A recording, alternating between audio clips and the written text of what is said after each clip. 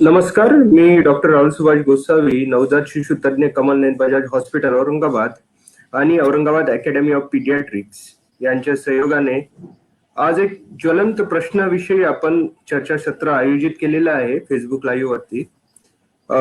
प्रश्न हा आहे, वेळेपूर्वी जन्मलेले बाळ, कारणे आणि काळजी, प्रीमॅच्युरिटी रिझन्स आणि प्रीटर्म बेबी केअर.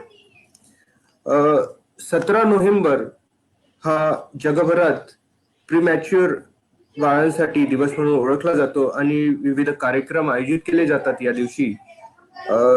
आज आपण याच विषयावरती औरंगाबाद शहरातील नावाजलेले नामांकित नवजात शिशु विशेषज्ञ डॉक्टरांना बोलवलं आहे आणि त्यांना प्रीमॅच्युरिटी विषयी प्रश्न विचारणार आहोत. यामध्ये मी डॉक्टर केदार सार्वेश्वर सर, जे देवगिरी चिल्ड्रन्स हॉस्पिटलचे कन्सल्टंट पीडियाट्रिशियन आणि न्यूनेटॉलॉजिस्ट आहेत, त्यांचं स्वागत करतो. त्यानंतर डॉक्टर सुनील गव्हाणे सर, हे न्यू केअर हॉस्पिटलचे न्यूनेटॉलॉजिस्ट आहेत आणि MGM नवजात शिशु विभागाचे विभाग प्रमुख आहेत, त्यांचंही स्वागत करतो. डॉक्टर अमोल जोशी सर हे नवजात शिशु विभाग गव्हर्नमेंट मेडिकल कॉलेज मधील प्राध्यापक आहेत, त्यांचे स्वागत करतो. साधारणपणे प्रीमॅच्युअर बाळ म्हणजे 37 आठवड्यांपूर्वी जन्मलेलं बाळ.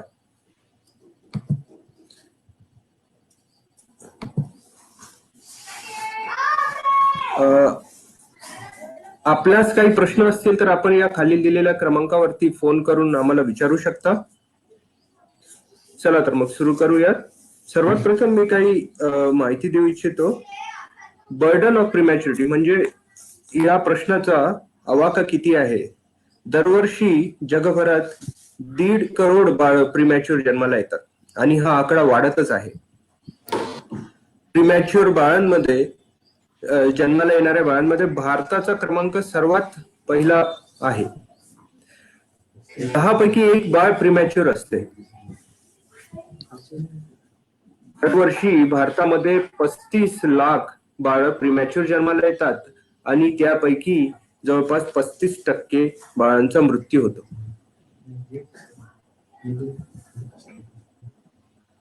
आपण जर बघितलं तर या आकडेवारी 5 वर्षाच्या खालील मुलांच्या मृत्यू प्रकरणी 35% बाळांचा मृत्यू हा प्रीमॅच्युरिटी या कारणामुळे होतो. चला तर मग आपण आता नवजात शिशु तज्ञांना प्रश्न विचारूयात. पहिला प्रश्न मी सुनील सरला विचारतो की नवजात अर्भक किंवा प्रीमॅच्युअर बाळ म्हणजे काय, किंवा तो पिरियड म्हणजे काय? धन्यवाद राहुल सर, आम्हाला सर्वांना इन्व्हाइट केल्याबद्दल याच्या प्रोग्रामवरती. खूप इम्पॉर्टंट ज्वलंत प्रश्न आहे. जसं आपण डिस्कस केलं की इंटरनॅशनल लेवलवरती किंवा इव्हन भारताच्या लेवलवरती सुद्धा या बऱ्यापैकी प्रीमॅच्युअर बेबीचं प्रमाण आहे. आणि प्रीमॅच्युअर ऍज अ कन्सेप्ट जर पाहिली आपण तर आपण बऱ्याच वेळा आठवडे बोलतो. जर स्कॅन जर पाहिले तुम्ही करताना किंवा बऱ्याच वेळेला आपल्याला एक ETD किंवा एक्सपेक्टेड डेट ऑफ डिलिव्हरी किंवा बाळ अप्रॉक्सिमेटली कधी डिलिव्हरी होऊ शकते एक डेट दिलेली असते ऑब्स्टेट्रिशियन कडनं किंवा स्त्रीरोग तज्ञांकडनं. तर ती जी डेट असते त्या डेट साधारणतः युजली 40 आठवड्याची ते कॅल्क्युलेट करतात. 40 आठवडे होतात त्यावेळेला नॉर्मली आपण म्हणतो की ते फुली मॅच्युअर बेबी असतात, ती कॅल्क्युलेट केलेली असते. जर त्याच्या लवकर किंवा आमच्या भाषेमध्ये जर म्हटलं समजा त्याच्याही आधी डिलिव्हरी झाली किंवा 37 वीकच्या आधी जर झालं तर आपण त्याला युजली प्रीमॅच्युअर बेबी म्हणतो. वेळेपूर्वी जन्मलेलं बाळ, युजली साध्या भाषेत सांगायचं प्रीमॅच्युअर म्हणजे वेळेपूर्वी जन्मलेलं बाळ. डेट नुसार युजली जर असेल तर गुड, आपल्याला माहिती असेल तर चांगलं असतं की ही डेट एक्सपेक्टेड डेट आहे. त्याच्या आधी डेट नसेल तरी सुद्धा आपण बाकी मार्कर किंवा बाकी बऱ्याचशा गोष्टी त्याला लक्षात घेऊन एक सांगू शकतो की कारण की बाळाची काही लक्षणं असतात की ते प्रीमॅच्युअर डिलिव्हरी झालेलं असतं. तर त्याला बेसिक साध्या भाषेत जर म्हटलं तर वेळेच्या आधी जेव्हा आपल्याला बाळाची त्याच्यामध्ये ठरलेलं असतं की 40 आठवडे युजली बरीचशी बाळ 37, 38, 39, 40 आठवड्याच्या दरम्यान जन्मतात. त्याच्या आधी जन्मलं तर आपल्याला प्रीमॅच्युअर म्हणणार आहोत. खूप सुंदर सर. दुसरा प्रश्न मी अमोल सरांना विचारतो. सर, हे अकाली जन्माला येणारे बाळ किंवा प्रीमॅच्युअर बाळ यामध्ये काही विभाजन आहे का? आता जेव्हा हे वेळेपूर्वी जन्माला येतं, आपण जसं सुनील सरांनी सांगितलं की 37 आठवडे पूर्ण म्हणजे पूर्ण वेळ जन्माला आलेलं, पण त्याच्या आधी म्हणजे त्याचे जे कॅटेगरीज पडतात त्याच्यात लेट मॉडरेट प्रीटर्म म्हणजे साधारण आपण 32 आठवडे ते 37 आठवडे असं म्हणूया, 32 ते 28 आठवडे ही एक कॅटेगरी येते आणि 28 आठवड्यापेक्षा पण कमी हे म्हणजे अतिशय प्रीमॅच्युअर असं म्हणता येईल त्याला आपल्याला. आणि ह्या बाळांपैकी जर मुख्यत्वे आपण विचार केला तर ते लेट टू मॉडरेट प्रीटर्म आहेत हे साधारण 80% पर्यंतचे बाळ जे आहेत ते लेट टू मॉडरेट प्रीटर्म असतात आणि त्या बाळांना हे आपल्याला माहिती असण्याचं आवश्यक का आहे तर त्यांचे काही प्रॉब्लेम्स कॉमन असतात आणि सिम्पल प्रॉब्लेम्स असतात.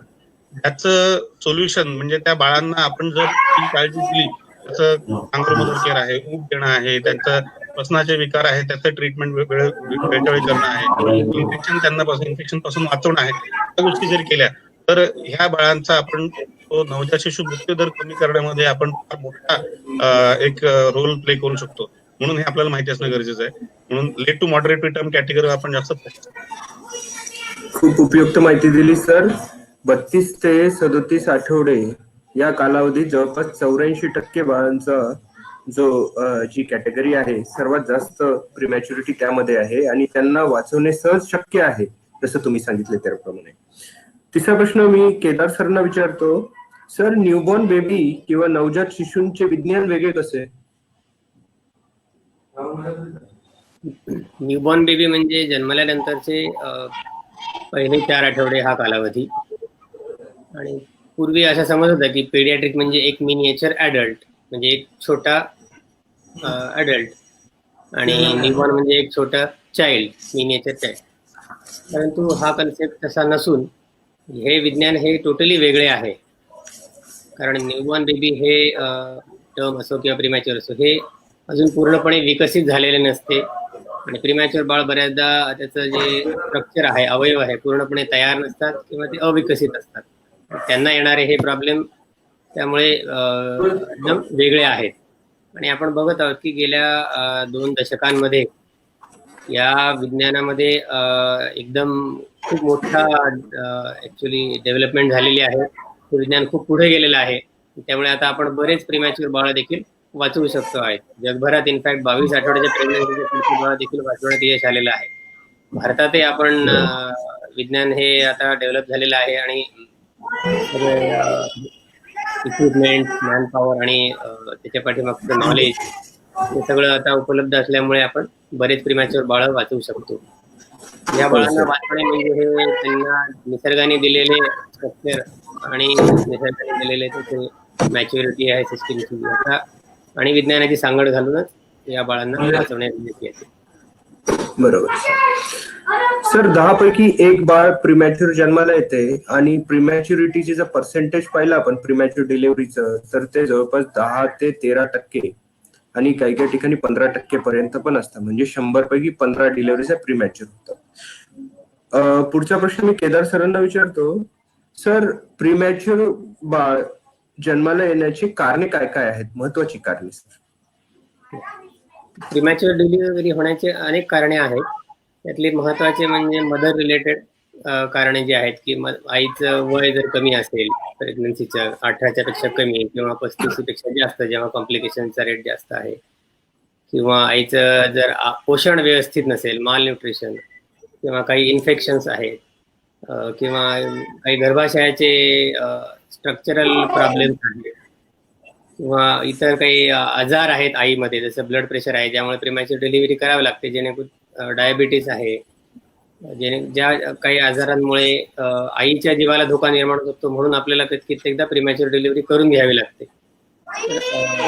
मेजॉरिटी म्हणजे जवळपास 20 ते 30% कारण हे अजून विज्ञानाला माहित नाही, त्याला स्पॉन्टेनियस प्रीमॅच्युअर डिलिव्हरी असे म्हणतात.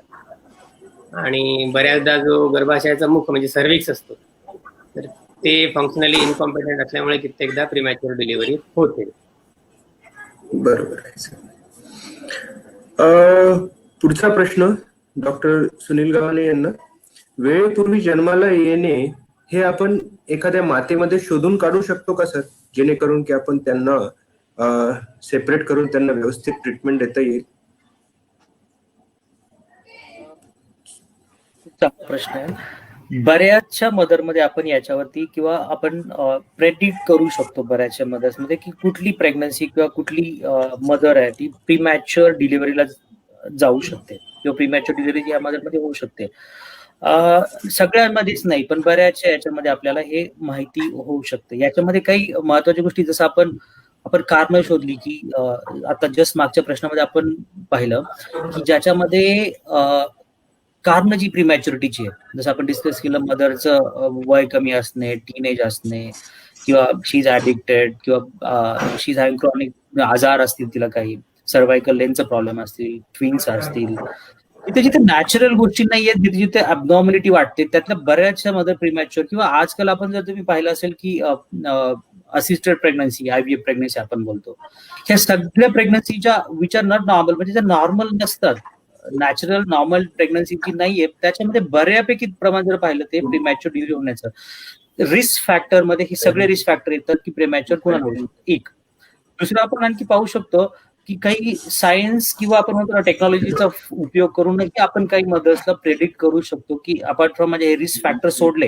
रिस्क फॅक्टर तर महत्वाचंच आहे, पण काही टेक्नॉलॉजी काही पर्टिक्युलर मदरसाठी, सपोज आधीची डिलिव्हरी प्रीमॅच्युअर झाली आहे, मदरला खूप ब्लड प्रेशर हाय, मदरचं शुगर अनकंट्रोल्ड आहे, ओके, बाळाची ग्रोथ कॉम्प्रोमाइज झाली किंवा ओव्हर ग्रोथ झालेला बेबी आहे किंवा बेबीला काही प्रॉब्लेम्स आहेत, यांच्यामध्ये प्रीमॅच्युअर डिलिव्हरी होण्याचं प्रमाण जास्त आहे. इव्हन आपण आणखी काही गोष्टी करू शकतो त्याच्यामध्ये. अल्ट्रासाऊंड जे करतात, अल्ट्रासाऊंड जर चांगल्या ऑब्स्टेट्रिशियन सोनोलॉजिस्ट कडनं किंवा फिटल मेडिसिन पर्सन म्हणतो आपण त्याला, त्या माणसाकडनं करून घेतला तर त्याच्याकडे बरेच प्रेडिक्टर्स असतात की जे आपण करू शकतो. काही ब्लड टेस्ट असतील किंवा सर्विक्स आपण जे म्हटलं सर्वायकल लेंथ असेल किंवा सायन्स ऑफ लेबर असू शकतात, म्हणजे डिलिव्हरी आधी जे प्रीमॅच्युअर होणारे याचे काही इंडिकेशन आपल्याला आधीही मिळू शकतात क्लिनिकली, ज्यावेळेला ऑब्स्टेट्रिशियन चेक करतात त्यावेळेलाही, आणि इव्हन आपण जर का सोनोग्राफी जर चांगली जर केली तर त्याच्यामध्येही आपल्याला प्रेडिक्ट करू शकतो. किंवा मदरचे काही ब्लड टेस्ट असतात तर त्या टेस्ट ब्लड जरी केल्या, त्याच्यामध्ये सपोज फिटल फायब्रोनेक्टिन असतात, ह्या काही गोष्टी असतात की त्या गोष्टी आपल्याला हेल्प करू शकतात की कुठली मदर लवकर किंवा प्रीमॅच्युअर डिलिव्हरी मध्ये जाऊ शकते. म्हणजे बऱ्याचशा गोष्टी, या सगळ्या गोष्टी एकत्र ठेवून आपण त्यांना रिस्क किंवा स्ट्रॅटिफिकेशन किंवा त्याचा एक अंदाज बांधू शकतो बऱ्यापैकी की कुठली मदर. पण जसं मी सुरुवातीला म्हटलं,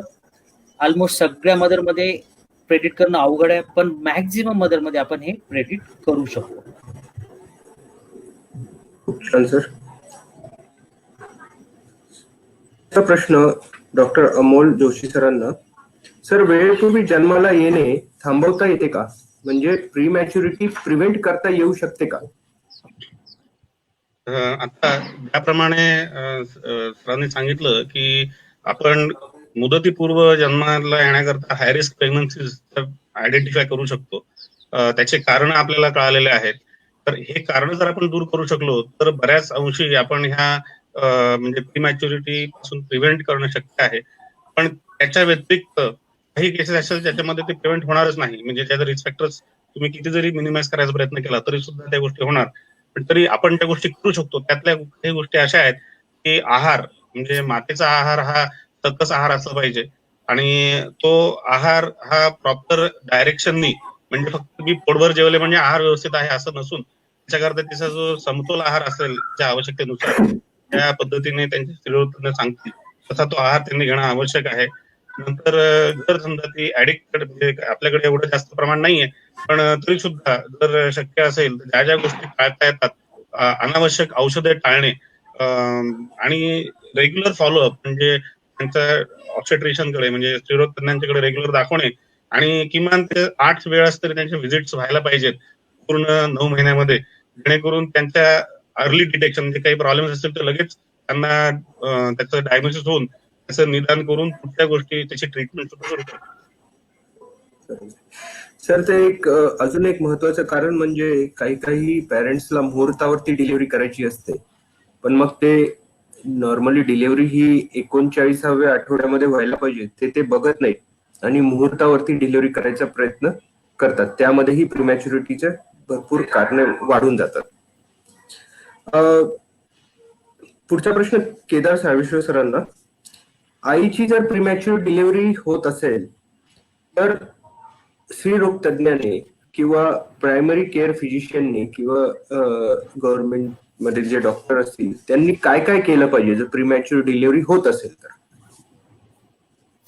जेव्हा आपल्या लक्षात येते की आता प्रीमॅच्युअर डिलिव्हरी ही अटळ आहे, त्यावेळेस आपण काही औषधींचा वापर करून बाळावर होणारे कॉम्प्लिकेशनचे प्रमाण आपण एकतर त्याला प्रिव्हेंट करू शकतो किंवा त्याची तीव्रता ही कमी करू शकतो. जसे प्रीमॅच्युअर बाळामध्ये काही महत्वाचे आजार जे दिसून येतात जे की घातक आहेत आयुष्याच्या दृष्टीने, लाईफच्या दृष्टीने, ते म्हणजे श्वासाचे त्रास, रेस्पिरेटरी डिस्ट्रेस सिंड्रोम म्हणतो आपण, किंवा मेंदूमध्ये होणारे रक्तस्राव किंवा आतड्यावर होणारी सूज, हे जे जीवघेण्या कॉम्प्लिकेशन्स आहेत प्रीमॅच्युरिटीचे, हे प्रिव्हेंट करण्यासाठी आपण मदरला जर स्टेरॉइडचा कोर्स दिला, स्पेशली ज्या मदर 34 आठवड्याच्या खाली प्रीमॅच्युअर डिलिव्हरी होणारी या मदर्समध्ये, तर याचा डेफिनेट निश्चितपणे फायदा आढळून आलेला आहे. आणि या स्टेरॉइडचा कोर्स कंप्लीट केल्यानंतर 2 दिवसाचा, त्याच्यानंतर जर 24 तास जाऊ दिले आपण आणि तेवढा जर वेळ मिळाला आपल्याला, तर डेफिनेटली बाळाला याचा फायदा होतो. दुसरी गोष्ट म्हणजे जर काही 32 आठवड्याखालच्या प्रेग्नन्सी असतील तर असे आढळून आले की मॅग्नेशियमचे जर इंजेक्शन दिले आपण तर त्याचा बाळाच्या मेंदूला प्रोटेक्ट करण्याचा मोठा रोल आढळून आलेला आहे. सेरेब्रल पाल्सी नावाचा जो आजार असतो तो जो आहे, तर त्यातले माइल्ड स्वरूपाचे सेरेब्रल पाल्सी हे आजार बऱ्याच अंशी प्रिव्हेंट करता येतात मॅग्नेशियमचे इंजेक्शन जर आईला आपण दिले. प्रीमॅच्युअर डिलिव्हरी जेव्हा इमिनंट आहे, जेव्हा होणारच आहे असे लक्षात आले तेव्हा. तिसरी गोष्ट महत्वाची म्हणजे की डिलिव्हरी ज्यावेळेस अशा बाळांच्या स्पेशालिस्ट न्यूबॉर्नचे जे डॉक्टर्स आहेत त्यांची उपस्थिती ही खूप आवश्यक असते. आणि कारण या बाळांना बऱ्याचदा जन्मल्यानंतर श्वासाला त्रास होऊ शकतो, त्यांना रेसिसायटेशनची शक्यता दाट असते. Specialist experienced newborn baby specialist doctor तिथे अवेलेबल असणे याने देखील डेफिनेटली फरक पडतो. बऱ्याचदा पेशंट हा अशा ठिकाणी असतो की जिथे पूर्णपणे अशा बाळांसाठी असणाऱ्या सोयी उपलब्ध नसतात, पेरिफेरीला म्हणा, तालुका लेवल किंवा तर जेव्हा जेव्हा शक्य आहे तेव्हा तेव्हा बाळाला मदरच्या पोटातच असताना जर आपल्याला त्याला ट्रान्सफर करता आले अशा ठिकाणी जिथे या सगळ्या सोयी उपलब्ध आहेत, ज्या गावात म्हणा किंवा ज्या सेंटरमध्ये, तर अशा ठिकाणी जर तिची डिलिव्हरी आपल्याला शक्य झाली करता येणं तिकडे ट्रान्सफर करून, तर डेफिनेटली या बाळांचं सर्व्हायव्हल नुसतं नाही तर इंटॅक्ट सर्व्हायव्हल जे म्हणतो आपण, म्हणजे त्यांचं बौद्धिक सर्व्हायव्हल देखील तेवढंच महत्वाचं आहे, तर त्याचा देखील डेफिनेटली बेनिफिट होतो. तर याचा पण विचार शक्यतो करण्यात यावा. खूप उपयुक्त माहिती दिली सर. पुढचा प्रश्न डॉक्टर अमोल जोशी सरांना.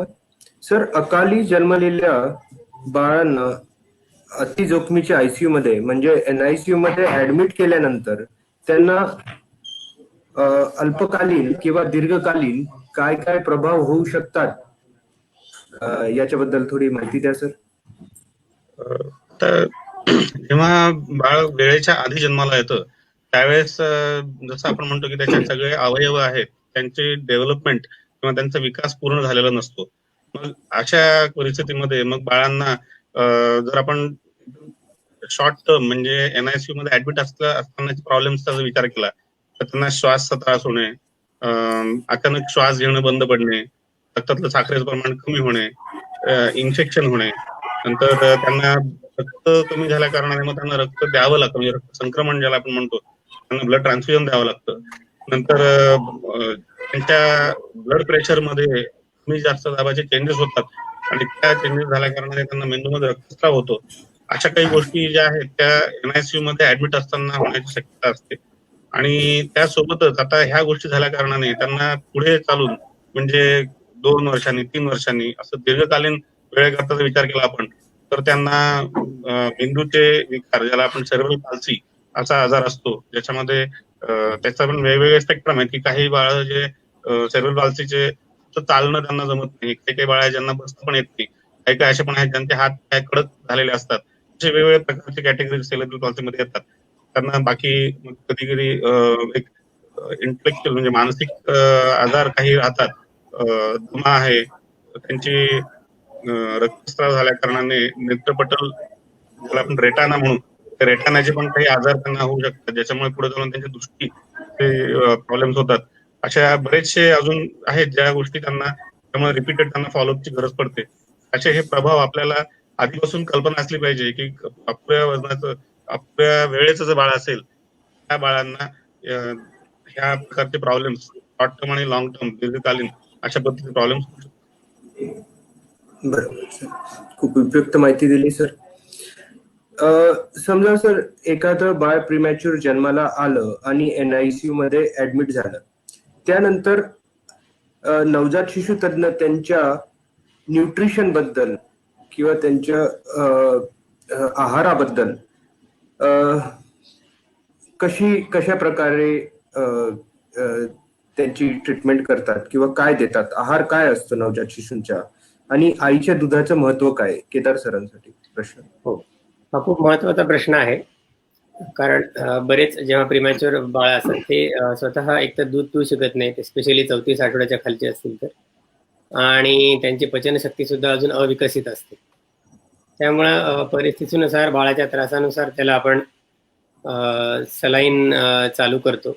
आणि अगदी छोटे बाळ असेल, स्पेशली 1.25 किलो 1.5 किलोच्या खालचे किंवा 1 किलोच्या खालचे, तर अशा बाळांना आपण सलाईन मधून जे घटक आईच्या दुधातून मिळणार आहे, ज्याचे प्रथिन आहे, शुगर आहे आणि फॅट्स आहेत, हे त्याच्यातून आपण देतो, जेणेकरून की त्यांना जे पोटात असलेलं पोषण आहे आणि बाहेर मिळण्याचा, दुधावर येईपर्यंत जाणारा जो कालावधी आहे, या दरम्यान त्यांचं निगेटिव्ह बॅलन्स होऊ नये म्हणून आपण त्यांना सलाईनद्वारे हे सगळे न्यूट्रिएंट्स आपण त्यांना देतो. आणि जेव्हा बाळ स्टेबल असतं तेव्हा आपण त्याला 24-48 तासानंतर साधारणतः आपण आईचं दूध चालू करू शकतो परिस्थितीनुसार. तर अशा वेळी आपण शक्यतो बाळाला त्याच्याच आईचे दूध म्हणजे मदर्स ओन मिल्क हेच देतो, कारण मदर्स ओन मिल्क हेच त्या बाळासाठी हे योग्य असलेला हा आहार आहे. त्यासाठी गाईचे दूध वगैरे हा आहार जो आधी गैरसमज होते देता येऊ शकते, तर हे शक्यतो अवॉइड करावे. कारण मदर्स ओन मिल्कचे काही स्पेशल ॲडव्हान्टेज आहेत. एक तर पचायला ते सोपे असते. मदर्स ओन मिल्क मध्ये प्रीमॅच्युअर बाळाचं जे असते ते त्याच्या बाळा बनलेलं ज्यामध्ये प्रोटीनचे प्रमाण किंवा क्षारांचे प्रमाण हे त्या दृष्टीने निसर्गाने दिलेले असते. मदर्स मिल्क मिळणाऱ्या बाळांमध्ये एक दूध पचनशक्ती अविकसित असणाऱ्या बाळांमध्ये हे आईचे दूध दिले तर ते लवकर दुधावर येते आणि जेणेकरून सलाईन वगैरे आपल्याला लवकर बंद करता येऊ शकते. त्याच्यात काही असे घटक असतात जे की बाळाला इन्फेक्शन पासून वाचवतात, त्यामुळे इन्फेक्शनची रिस्क कमी राहते. काही प्रीमॅच्युरिटीमध्ये होणारे जे कॉम्प्लिकेशन्स आहेत, जसे आतड्यावर सूज येणे वगैरे, हे आजार आईचे दूध दिल्याने जवळपास आपल्याला टाळता येऊ शकतात मेजॉरिटी बाळांमध्ये. आणि जे रोगप्रतिबंधक घटक आहेत ते बाळाला इन्फेक्शन पासून वाचवतात. त्यामुळे आईचे दूध हे एकतर निर्जंतुक असते, प्लस त्याच्यामध्ये असे घटक असतात की जे बाळाला पचनासाठी योग्य आणि त्या बाळासाठी ते योग्य बनलेले असतात आणि बाळाला हे आजारांपासून वाचवतात. त्यामुळे बाळाला शक्यतो आईचे स्वतःचे दूध देणे हे फायद्याचे असते. खूप उपयुक्त माहिती दिली सर. पुढचा प्रश्न अमोल जोशी सरांना. सर, वेळेपूर्वी जन्मलेल्या बाळांना आईचे दूध हे कसे द्यावे, म्हणजे त्यांच्या प्रीमॅच्युरिटी नुसार ते देण्याची काही पद्धत आहे का, किंवा बाळाला आईचे दूध ट्यूबने पाजले जाते का? आईचे छातीचे दूध म्हणजे ब्रेस्ट फिडिंग कोणत्या जस्टेशन एज नंतर किंवा आठवड्यानंतर सुरू करता येऊ शकते? हे असे प्रश्न विचारणारी आई खरंच हुशार असली पाहिजे, म्हणजे जिला खरंच आपल्या बाळाची काळजी आहे. आता जेव्हा आपल्या वेळेत जन्माला आलंय तर आपण बघितलं की त्याच्या सगळ्या गोष्टी ज्या आहेत, सगळ्या जे ऑर्गन्स आहेत ते विकसित झालेले नाहीत पूर्ण. तसंच त्या बाळांना डायरेक्ट आईच्या अंगावर जर दिलं तर त्यांना ओढता पण येणार नाही. मग आपल्याला अशा कंडिशन मध्ये पहिले तर बाळाची मेडिकल कंडिशनचा विचार करायला पाहिजे, की जर समजा बाळाला श्वासचा त्रास आहे किंवा त्याला बाळ 28 आठवड्याच्या खाली आहे, जसं केदार सरांनी सांगितलं, त्या हिशोबाने आपल्याला त्याची दूध पाजण्याची प्रक्रियेला सुरुवात करावी लागते. तर पहिले सलाईन देणे, त्याच्यानंतर दूध देणे. पण जर समजा बाळाला मेडिकल कॉम्प्लिकेशन काय नाही आणि त्याला जर दूध सुरुवात करायची आईची, तर ते सुरू करण्याकरता जर ते बाळ 28 ते 32 आठवड्याचं असेल तर आम्ही त्याला नळीने सुरू करतो, कारण त्याला डायरेक्ट छातीवरती दूध पिता येत नाही सुरुवातीला. म्हणून मग ते नळीने जेव्हा दूध दिलं जातं त्यावेळेस ते दूध हळूहळू थोडं थोडं वाढवलं जातं आणि जसं जसं बाळ मोठं होत जातं ते दुधाचं प्रमाण वाढवलं जातं. आणि सोबत मेडिकल प्रॉब्लेम जर बाळाचा दूर झाला असेल तर त्याला आम्ही नॉन न्यूट्रिटिव्ह सकिंग म्हणजे त्या बाळाला आईच्या छातीवर द्यायचा प्रयत्न करतो, जेणेकरून त्याला जस्ट थोडंसं तरी बाळाला पूर्ण दूध ओढता नाही आलं पण तरी ते दूध ओढण्याचा प्रयत्न तर बाळ करेल, त्याला तोंडामध्ये धरायची सवय लागेल आणि त्याच्यामुळे त्याला आईची एक जवळीक साधता येईल, जेणेकरून त्याची डेव्हलपमेंट म्हणजे विकास सुद्धा लवकर होईल. आणि असे बाळ साधारण 32 ते 34 आठवड्यापर्यंत ते चांगलं चोखायला लागतं. एकदा तिथली जी ऑन ड्युटी नर्स आहे, डॉक्टर आहे आणि आई बेसिकली ह्या तिघांना जेव्हा कॉन्फिडन्स येतो की हा त्या बाळाला आता चांगलं ते दूध पिकतंय, त्यावेळेस मग आम्ही ग्रॅज्युअली त्याला नळीचं दूध, नळीपासून मग वाटी चमच्याने दूध आणि सोबत मग हळूहळू आईचं दूध, अशा पद्धतीने त्याला ट्रान्झिशनने आपण शिफ्ट करतो पूर्णपणे आईच्या दुधावरती. साधारण 34 आठवड्याचे पूर्ण झाल्यानंतर बाळाला पूर्ण आईचं दूध स्तनावरती ओढण्याची ताकद त्याच्यामध्ये येते आणि तेव्हापासून मग आपण पूर्णपणे स्तनपान बाळाला करू शकतो. तोपर्यंत सपोर्टची ट्रीटमेंटची त्याला गरज पडते. खूप उपयुक्त माहिती दिली सर. आणि बाळाची ओढण्याची शक्ती किंवा सक कसं आहे यावरून आपण हे ठरवू शकतो की बाळ हे ट्यूबनी दूध पिऊ शकते का चमच्यानी किंवा बोंडल्याने दूध पिऊ शकते का छातीवरती दूध ओढू शकते. आणि नर्सेसचा रोल ही खूप आहे याच्यामध्ये. पुढचा प्रश्न डॉक्टर सुनील गव्हाणे सरांना की नवजात ह्या अकाली जन्मलेलं बाळ एकदा आयसीयू मध्ये ऍडमिट झाले तर त्याला साधारणपणे किती दिवस ठेवावे लागते. पॅरेंट्स हा प्रश्न नेहमी विचारतात की आपण किती दिवस बाळाला ठेवणार आयसीयू मध्ये. सुनील सर.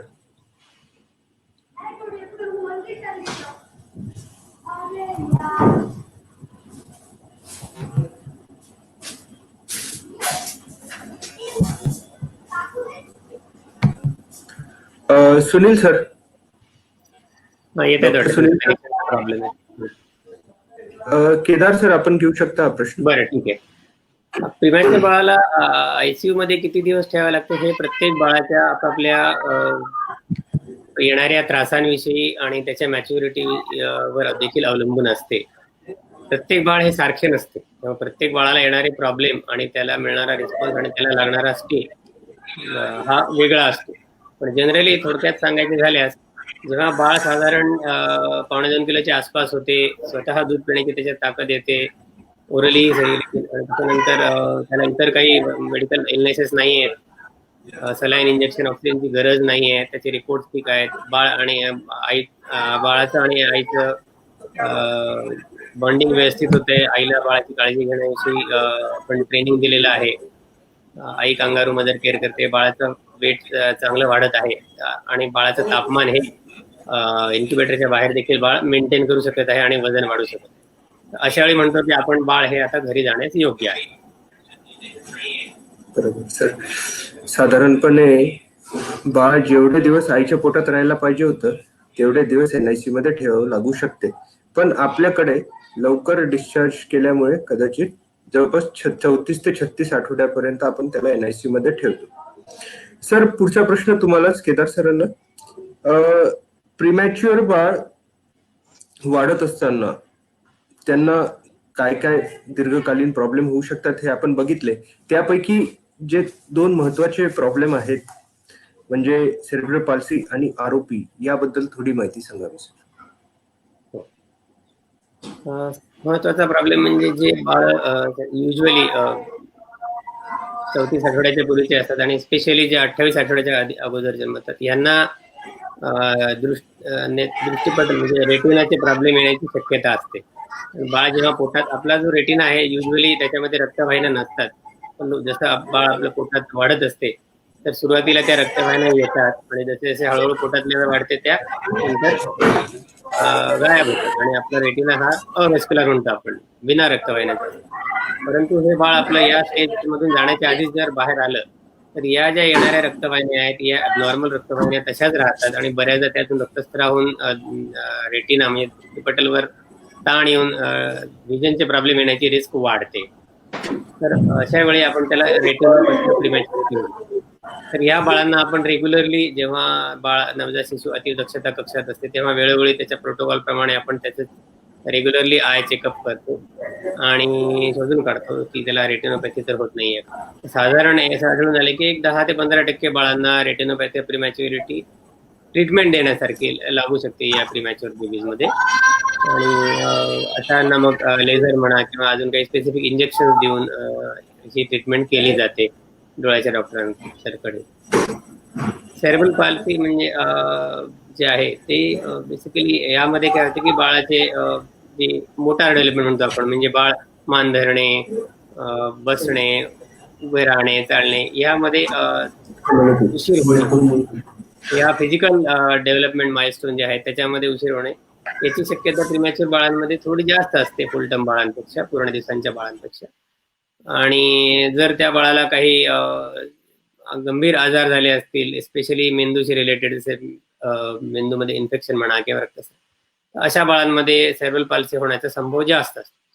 म्हणून आपण डिस्चार्ज केल्यानंतर फॉलोअपमध्ये आपण त्यांना रेग्युलरली स्क्रीनिंग करतो त्यांचं, की हे बाळ आपलं डेव्हलपमेंट स्क्रीनिंग करतो, जे की जेणेकरून आपलं बाळ हे करेक्टेड एज म्हणतो आपण, जसं दिवस भरल्यानंतर पुढे येणारं जे वय आहे त्याप्रमाणे त्याचं वर्तणूक बिहेवियर आहे की नाही आणि कुठल्या बाबतीत ते मागं पडते का, जेणेकरून आपण लवकर आयडेंटिफाय करू शकतो आणि त्याला अर्ली इंटरव्हेन्शन म्हणतो आपण, लवकरात लवकर ट्रीटमेंट चालू करून त्यांना ते बाळ 2 वर्ष म्हणा किंवा शाळेत जाईपर्यंत ते इतर बाळांच्या बाळ जन्मलेल्या बाळांच्या तुलनेत ते इक्वली डेव्हलप करत होऊन त्याच्या ग्रोथ होऊन ते कॉम्पिटंट होऊ शकते पुढच्या आयुष्यासाठी.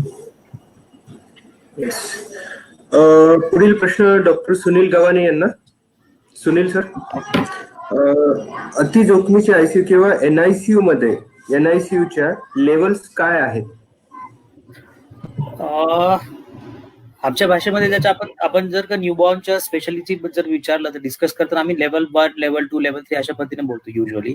त्याच्यानंतर एक स्टेप डाऊन एरिया असतो आमच्याकडे आणि एक कन्सेप्ट असते कांगारू मदर केअर वॉर्ड, एक असा एक प्रकार असतो ज्या जोखमीची बाळ असतात त्यांची काळजी घेण्यासाठी.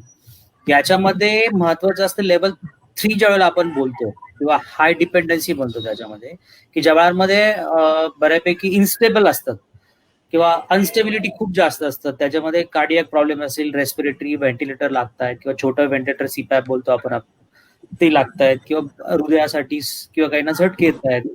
ही जी बाळं असतात की जी अति जोखमीची आणि ती खूपच प्रीमॅच्युअर आहे आणि त्यांना सपोर्ट किंवा त्यांना बऱ्यापैकी मॉनिटरिंगची गरज असते, जास्त मॉनिटरिंगची. कारण की ह्या लेवलमध्ये लेवल 3 म्हणजे मिनिट टू मिनिट मॉनिटरिंग, त्याच्यामध्ये खूप बदल वेळेनुसार घडत असतात, त्यांना आपल्याला मॉनिटर करावं लागतं योग्य पद्धतीने. तर आपण लेवल 3 म्हणतो. युजली छोटे बाळ 32 वीकच्या खालचे आणि सगळे सपोर्ट वाले, आणि ज्यांना काही प्रॉब्लेम होतो डिलिव्हरीच्या वेळेस, ज्यांना काही प्रॉब्लेम झालेले असतात जसं की न रडणारी बाळ किंवा जी कमजोर आहेत त्यांना सुद्धा आपण लेवल 3 लाच ठेवतो. लेवल 2 म्हणजे त्यातल्या त्यात जी बाळं थोडी सुधारतात की ज्यांना आता मशीन लागत नाहीये पण तरी सुद्धा मॉनिटरिंगची गरज आहे, त्या बाळांना किंवा स्टॅबिलिटी किंवा ग्रोथ वाढण्यासाठी आपल्याला किंवा छोटे आहेत अजूनही 1400 ग्रामचं आहे, 1500 ग्रामचं आहे, पण त्याला आयसीयूची गरज आहे, मॉनिटरिंगची गरज आहे. त्याच्या श्वासाची गती किंवा श्वासाची प्रक्रिया कशी आहे किंवा त्याच्या हृदयाची ठोके कशी, हे सगळे मॉनिटर करण्यासाठी जे प्रीमॅच्युअर बेबी पण अॅक्यूट प्रॉब्लेम मधनं ते बाहेर आले जातात. आता इमर्जन्सी प्रॉब्लेम त्यांना उद्भवण्याचे चान्सेस कमी आहेत, अशा बाळांना आपण लेवल 2 ला ठेवतो.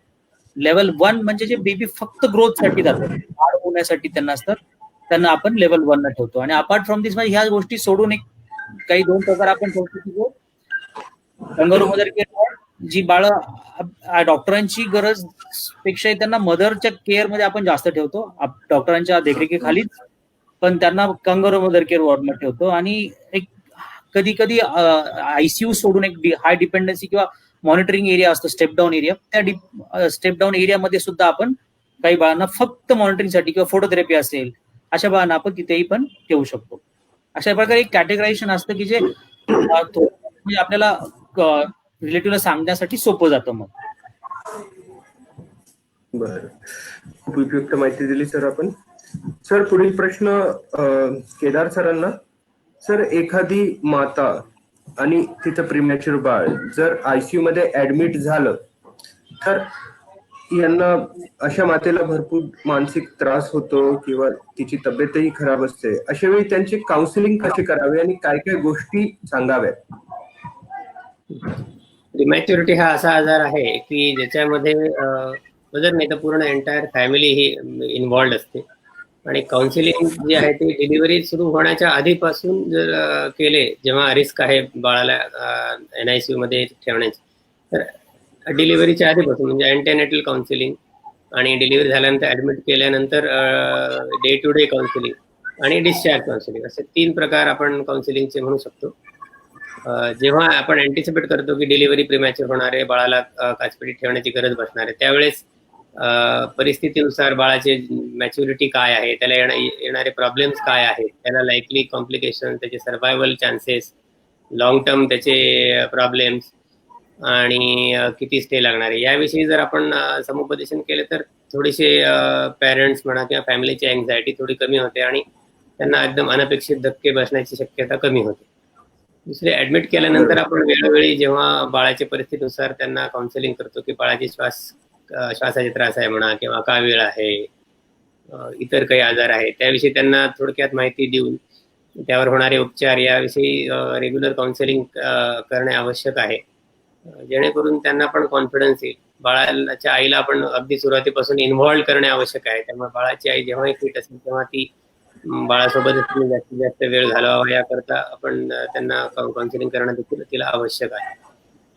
आणि जेव्हा डिस्चार्जची वेळ येते तेव्हा बाळाची काय काळजी घ्यावी घरी गेल्यानंतर, आणि डेंजर सिग्नल म्हणजे काही आहे त्याची त्याविषयी त्यांना काउन्सिलिंग करणं की तेव्हा परत येणे. ओके. आणि चांगले बाळ कसे चांगले आहे ओळखावे याविषयी त्यांना माहिती देणे, तर हे खूप आवश्यक आहे. बर सर, पुढच्या याच प्रश्नाला जोडून पुढचा प्रश्न अमोल सरांना. सर, नवजात शिशूची सुट्टी करण्यापूर्वी काय काय गोष्टी तपासून घ्याव्या? आता कुठलाही बाळ जर NICU मध्ये ऍडमिट आहे तर त्याचं कारण जे होतं ऍडमिट करण्याचं ते दूर झालंय का, म्हणजे जर काही मेडिकल प्रॉब्लेम असेल तर त्याची ट्रीटमेंट पूर्ण झालेली आहे का. त्यामुळे मग हा पहिला क्रायटेरिया असला पाहिजे. म्हणजे मी अशा पद्धतीने म्हणेल की तयारी बाळाची, तयारी आईची आणि तयारी डॉक्टरची. म्हणजे जेणेकरून आपण म्हणूया की तयारी बाळाची म्हणजे बाळाने घरी गेल्यानंतर इंडिपेंडेंटली स्वतःहून बाळाला अंगावरती दूध पिता येतंय का, सगळ्या स्वतः श्वासोश्वास स्वतःहून व्यवस्थित चालतोय का, बाळाला टेम्परेचर स्वतः मेंटेन ठेवता येतंय का, सगळ्या गोष्टी बाळाच्या हिशोबाने झाल्या की ती बाळाची तयारी समजूया आपण. डॉक्टरची तयारी म्हणजे की आपले जे medical treatment line of management होती ती पूर्ण झालेली आहे का. आणि जसं आपण बोललो की अति प्रीमॅच्युअर जे बेबीज असतात 28 आठवड्याचे, ते त्या बाळांना ते जरी 32 आठवड्याचे असताना त्यांनी दूधला सुरुवात जरी झाली तरी त्याला उडी मारून डायरेक्ट आता घरी जाऊ शकता तुम्ही, असं नाही होऊ शकत. त्याच्याकरता त्याची बाकीची मेडिकल ट्रीटमेंट जी आहे डॉक्टरांच्या दृष्टीने ती पूर्ण झालेली आहे का. त्याचे जे बाकीचे रिस्क फॅक्टर्स असतात की आता त्या बाळाला 36 आठवड्याला 27 आठवड्याला काही प्रॉब्लेम्स उद्भवण्याची शक्यता असते, ते प्रॉब्लेमची प्रिव्हेन्शनची ट्रीटमेंट झालेली आहे का. नंतर तिसरं महत्वाचा भाग, सगळ्यात जास्त महत्वाचं मी हा म्हणेन की आईची तयारी. म्हणजे आपण बाळाला जेव्हा सुट्टी करतो त्यावेळेस सुट्टी करायच्या आधी सिस्टर आणि डॉक्टर हे दोघं मिळून असेस करतात की आई तयार आहे का बाळाची काळजी घरी घेण्यासाठी. म्हणजे असं पण बऱ्याच वेळा होतं की बाळ कमी वजनाचं असतं तर आई बाळाला दुरूनच बघते, बऱ्याच वेळा हातच लावत नाही. मग हळूहळू तिला जसं सरांनी सांगितलं समुपदेशन करून तिला बाळाला हाताळायचं कसं हे कळायला लागतं. मग ती जेव्हा घरी जाते त्यावेळेस ती एकटी राहणार आहे, त्यावेळेस तिच्यासोबत नर्स किंवा डॉक्टर नाहीयेत, तर तिला त्या गोष्टी चांगल्या पाहिजेत. बाळाला हाताळणं, बाळाला दूध देणं, बाळाला उभार ठेवणं, अंगावर मदत केली घरी चालू ठेवणं, त्याला जे बाळाच्या गरजा आहेत, इन्फेक्शन प्रिव्हेन्शन आहे, त्याला व्हॅक्सिन्स लागणार आहेत, सगळ्या गोष्टींची माहिती तिला मिळाली आहे का. बाळाला जर गरज पडली अचानक आणि तिला इमर्जन्सी मध्ये जर हॉस्पिटलमध्ये आणावं लागलं तर ती इमर्जन्सी शेवटची इमर्जन्सी नसावी त्याच्याकरता म्हणून तिला आधीपासून समुपदेशन मध्ये सांगितलेलं असतं आपण की डेंजर सायन्स म्हणजे जो डिग्री आहे, म्हणजे बाळाला तिने काय झालं की तिने लगेच डॉक्टरांना दाखवायचंय. तर असं बऱ्याच वेळा होतं की काही अशा गोष्टी आहेत 90% गोष्टी न्यूबॉर्नच्या बाबतीतल्या असतात ज्या फक्त काउन्सिलिंग सॉल्व्ह होणार आहेत, की तिला ट्रीटमेंट ऍक्च्युअली गरज नाहीये. पण तशा कारणाकरता म्हणून तिने घरी थांबणं हे योग्य नाही. तर तिने लगेच सल्ला व्यवस्थित वेळेवर सल्ला घेणं गरजेचं आहे. ती तयारी आईची झाली मग ह्या सगळ्या तयारी पूर्ण झाल्या त्याच्यानंतर मग आपण समजूया की बाळाची सुट्टी होऊ शकते. खूप व्यवस्थित सांगितलं सर तुम्ही. म्हणजे बाळाची सुट्टी करण्यापूर्वी आईची संपूर्ण तयारी करून घेणे खूप आवश्यक असते. पुढचा प्रश्न डॉक्टर केदार सरांना. सर, कांगारू मदर टेक्निक किंवा कांगारू मदर प्रणाली याबद्दल काही सांगता येईल का? होय. कांगारू प्राणी हा सगळ्यांना आता माहितीच आहे. कांगारू प्राणी जसं आपलं बाळ जे आहे ते छोट्या पिशवीमध्ये असतं बाळाच्या आतमध्ये बरेच आठवडे ते बाहेरच्या जगात येण्याआधी, आणि तिथे राहून ते वाढतं, त्याला ती ऊब मिळते आणि तिथेच ते बाळ सकिंग करतं आणि ब्रेस्ट फिडिंग करतं आणि वाढतं, आणि मग काही कालावधीनंतर जेव्हा ते मॅच्युअर होतं तेव्हा बाहेर येतं. तर अशीच कांगारू मदर केअर ही आपण या प्रीमॅच्युअर या कमी वजनाच्या बाळांना आपण देऊ शकतो. आणि त्याची सायंटिफिक डेफिनेशन म्हणलं तर स्किन टू स्किन टच आणि ब्रेस्ट फिडिंग हे 2 कंपोनंट आहेत कांगारू मदर केअरचे. तर ही प्रीमॅच्युअर बाळांसाठी एक महत्वाची प्रणाली आहे आणि त्याच्याविषयी आपण डिस्कस करूया डिटेल. येस. त्याच प्रश्नाला धरून पुढचा प्रश्न डॉक्टर सुनील गावाने सरांना. Sir, kangaroo mother position, nutrition किंवा आहार आणि अर्ली डिस्चार्ज किंवा लवकर सुट्टी हे 3 त्याचे पार्ट्स आहेत किंवा विभाजन केलं जातं असं. याबद्दल थोडी माहिती सांगा सर. कांगारू पोझिशन, न्यूट्रिशन आणि अर्ली डिस्चार्ज आणि फॉलो. केअर जे आपण जे करतो बेसिकली, जसं सरांनी आता सांगितलं, ते जे बाळ स्टेबल झालंय, ज्या बाळाला काही प्रॉब्लेम्स नाहीये, बाळ पूर्णपणे दुधावरती आहे, आयदर द बेबीज म्हणजे नळीनं दूध पाचतोय किंवा छातीवर किंवा चमच्यानं बाळ दूध पितंय आणि बाळ आता स्टेबल आहे, बाळाला म्हणजे अॅक्यूट काही इश्यू नाही, अशा बाळांमध्ये आपण ही प्रणाली किंवा हा एक बाळाला गरम ठेवण्यासाठीचं एक टेक्निक आहे ते वापरू शकतो. सोपं आहे. बेसिकली कांगारू जसं कांगारू बॅग मध्ये असतं मदर बरोबर, सेम वे ज्यावेळेला बाळ स्टेबल आहे त्याला बाळाला आपण आईच्या छातीला 2 ब्रेस्टच्या मध्ये ठेवू शकतो, स्किन टू स्किन कॉन्टॅक्ट. म्हणजे हा पहिला जो पॉईंट आपण डिस्कस केला कांगारूमध्ये, स्किन टू स्किन कॉन्टॅक्ट बाळाला ठेवू शकतो. याच्यामध्ये सगळ्यात महत्वाचा मुद्दा म्हणजे बाळाची पोझिशन. आपण त्याला फ्रॉग लेग पोझिशन, थोडक्यात त्याचे हात बाजूला, पाय पण बाजूला, स्किन डायरेक्टली चेस्टला, मदरचं बेबी चेस्ट कॉन्टॅक्ट मध्ये, ब्रेस्टच्या मध्ये. स्लिंग मध्ये आपण त्याला खालनं सपोर्ट देतो आणि पूर्ण सपोर्ट देतो. बेबीचं हेड जे असतं थोडंसं एका बाजूला टर्न करावं लागतं जेणेकरून बाळाला श्वास घ्यायला त्रास होऊ नये आणि बेबीचं आणि मदरचं आय टू आय कॉन्टॅक्ट एकमेकाला राहावं हे. आणि यावेळेला युजली ह्या कांगारूचे एक पोझिशन मध्ये स्लिंग म्हणजे जे कपडा असतो की जो आपण त्या बाळाला त्या पोझिशन मध्ये ठेवण्यासाठी उपयुक्त ठरतो, तो युज करू शकतो. किंवा रेडीमेड कांगारू बॅग भेटतात की ज्याच्यामध्ये इझिली मदरला बांधता येतं बाळाला आणि छातीला लावून ठेवता येतं. मॅक्झिमम वेळ ठेवता येईल आपल्याला. आपण 30 मिनिटं ठेवू शकतो, 2 तासही ठेवू शकतो. फिडिंग तिथल्या तिथे करू शकतो. आणि त्याच्यामध्ये असं मदर काम करत असेल दिवसभरामध्ये, घरची कामं असतील ते करता करता ती कांगारू मदर केअर करू शकते. इव्हन कांगारू फादर केअर करू शकतात त्याच्या एक जस्ट जोडला तर पार्ट. दुसरी गोष्ट आहे ती जसं आपण म्हटलं ऊब मिळते, बाळाचं डेव्हलपमेंट चांगली होते, फिडिंग चांगलं होतं, ग्रोथ चांगली होते, इन्फेक्शनचे चान्सेस कमी होतात, श्वासाचे प्रॉब्लेम कमी होतात बाळाला. आणि बाळाची डेव्हलपमेंट त्याचे आपण जसं सुरुवातीच्या ओपनिंग सेंटेन्स मध्ये बोललो होतो की ज्यावेळेला बाळाला आपण ज्यावेळेला सर्व्हायव्हल बोलतो कुठल्याही बाळाचं, तर त्या इंटॅक्ट सर्व्हायव्हल होण्यासाठी काही ज्या महत्वाच्या गरजा असतात बाळाच्या, त्याच्यापैकी आपण म्हणतो की बाळाची एक अर्ली स्टिम्युलेशन असतं बाळामध्ये, कुठल्याही बाळामध्ये की सेन्सरी स्टिम्युलेशन असतात. आईज असेल त्यांचं vibratory skin to skin touch sensation असतं, स्मेल्स असतील किंवा टॅक्टाईल स्टिम्युलेशन असतील किंवा हे जे सगळे स्टिम्युलेशन असतात, साऊंड्स असतील, टच असेल, ह्या सगळ्या स्टिम्युलेशन सेन्सेशन ह्या कांगारू मदर केअर मध्ये खूप छान पद्धतीने होतात. आणि बाळाची ओव्हरऑल ग्रोथ, ब्रेनची सुद्धा रापट फक्त वाढच नाही, शारीरिक वाढ ती सुद्धा लवकर होते. आणि या सगळ्याचा फायदा असा होतो की बाळाला लवकर सुट्टी करता येते आपल्याला. आणि हे कोणी करू शकतं, कुठेही करू शकतं. कॉस्ट इफेक्टिव्ह म्हणजे कॉस्ट काहीच नाही, फक्त स्लिंग लागणार आहे. आणि best way care for a baby जिथे आपल्याला फॅसिलिटीज नसतील, खरं तर ही संकल्पनाच त्याच्यात आली होती की जिथे फॅसिलिटीज अवेलेबल नाहीये तिथे अल्टरनेटिव्ह म्हणून, जे आपण काचेची पेटी ठेवतो त्याला अल्टरनेटिव्ह म्हणून चांगल्या बाळांसाठी इझी आहे, सगळेजण करू शकतात. खूप मटेरियल अवेलेबल आहे ऑनलाईन, लिटरेचर पण अवेलेबल आहे आणि टेक्निक्स पण अवेलेबल आहे, जसं आपण आता मी डिस्कस केलं त्या पद्धतीनं. आणि त्याचे बारीक मायन्यूट डिटेल्स सुद्धा अवेलेबल आहेत. सो ही खूप छान गोष्ट आहे, निग्लेक्टेड आहे आता बऱ्याच प्रकारे गव्हर्नमेंट देते सपोर्ट, पण यस बऱ्याचशा प्रीमॅच्युअर बेबीच्या स्टेबल त्यामुळे डेफिनेटली करू शकतं आणि करायला हवं. बरोबर आहे सर. पुढचा प्रश्न अमोल जोशी सरांना. सुनील सरांनी बरेच फायदे सांगितले आहेत, तरी पण संक्षिप्त मध्ये कांगारू मदर केअरचे फायदे काय काय आहेत? आता जर विचार केला आपण बाळाच्या दृष्टीने, तर बाळाचे फायदे, नंतर आईचे फायदे आणि हॉस्पिटलचे फायदे, अशा तिन्ही गोष्टींचा आपण विचार करायला पाहिजे. तर जसं सुनील सरांनी सांगितलं, बाळाचे फायदे ते श्वासाचा वेग त्याचा रेग्युलेट व्हायला मदत होते. बाळ आईच्या जवळ असल्या कारणाने बाळाला आईची हृदयाची धडधड ऐकू राहते. त्यामुळे बाळाचे जे एक शांतता बाळाला मिळते आणि ती शांतता ही बाळाच्या स्वतःचे हृदयाचे ठोके रेग्युलेट करायला पण मदत होते. बाळ आईच्या जवळ असल्या कारणाने त्याला उपचार मिळतेच आणि त्यासोबतच त्याला इन्फेक्शन प्रिव्हेन्शनचे पण म्हणजे आईचेच जे हेल्पफुल जंतू आपण म्हणून जे स्किनवर असतात तेच बाळावरती जातात आणि त्यामुळे बाळाला हे हार्मफुल जंतूंपासून त्याला प्रोटेक्शन पण मिळतं. आणि हे म्हणजे बाळाचं वजन वाढतं, बाळ आईच्या छातीवर असल्या कारणाने त्याला लगेच पाहिजे तेव्हा दूध मिळतं आणि स्टिम्युलेशन जे सरांनी सांगितलं त्या गोष्टी बाळाचे फायदे आहेत. आईचे फायदे असे आहे की आई आणि बाळ हे सोबत असल्या कारणाने आईचं आणि बाळाचं बॉन्डिंग वाढतं.